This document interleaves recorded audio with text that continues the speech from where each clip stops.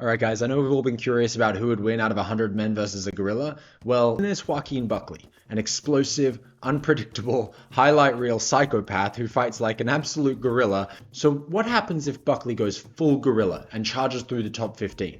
Let's find out. First up, Michael Venom Paige. MVP fights like he's shadowboxing in a mirror maze, but Buckley doesn't play range games. He cuts the cage and brings violence to your front door. And if MVP keeps his hands down like usual, Buckley puts him in a highlight reel with slow-mo and sad music. Vicente Luque. Luque used to be down for a war, but lately he looks like he's just trying to remember where he parked. Buckley showed that he doesn't wait. He forces exchanges and Luque's chin isn't cashing the same checks that it used to. Carlos Prates. Carlos Prates looks like a killer until you make it dirty. Ian Garry coasted to a decision. Buckley wouldn't coast. He'd throw wild, clash inside, and force Prates to choose, survive or trade. Michael Morales. Morales plays it safe. Good jab, strong frame, but fights like he's trying to keep a clean record, not make a statement. Buckley disrupts that rhythm and beats down on him like Donkey Kong. Stephen Thompson.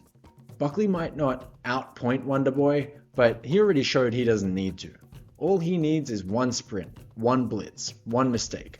Wonderboy's 41 now. Buckley's timing that spin like it's a Tekken combo and blasting him right after.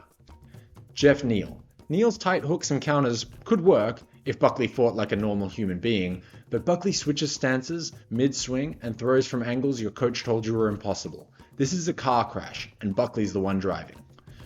Colby Covington. Colby throws 150 punches a fight, and none of them matter when the gorilla shows up.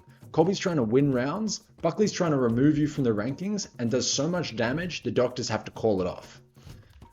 Gilbert Burns. Burns wants to wrestle and unload, but Buckley's strength and athleticism keep it standing. Burns sees an opening for a takedown, Buckley sees an opening for a highlight. Gilbert dives in and eats a knee so clean it gets its own slow-mo replay before the fight's even over. Ian Machado Garry. Buck versus Cuck. Gary's the kind of guy who fights to avoid fighting. Buckley's the guy who kicks down your door and swings a kettlebell at your head. Garry would try to survive, Buckley would finish the fight and fuck his wife as his octagon interview. Jack Della Maddalena. Jack's chin is part of his strategy, but Buckley doesn't land soft. He throws with full body intention. Dela might win the first exchange, but Buckley's gonna left hook Jack so hard his nose will look normal again. Kamaru Usman. The upcoming fight. This is Buckley's big moment, the changing of the guard. Usman's seen better days, but Buckley keeps it standing, and in one shot, he ends the Legend's comeback before it even starts. Leon Edwards. Edwards is a surgeon. Buckley's a battering ram. This isn't about IQ. It's about chaos, pressure, and power. All the things that give Leon the sads. Shavkat Rakhmonov. Shavkat's a panther. Silent, precise. But when the gorilla beats his chest and charges, precision breaks. Shawn Brady, the white gorilla. Brady wants to make it boring, but Buckley doesn't let you hold him. He explodes, resets, and turns the next exchange into a sledgehammer moment. Brady's never faced someone this fast and this explosive. Buckley breaks Brady like he's breaking coconuts. And last, and definitely least, Belal Muhammad, the champion for now. Belal wins fights by outworking you, but Buckley doesn't give you time to work. He throws everything with intent to kill, and when that cage door closes, Belal will realize he is just a man, not a gorilla.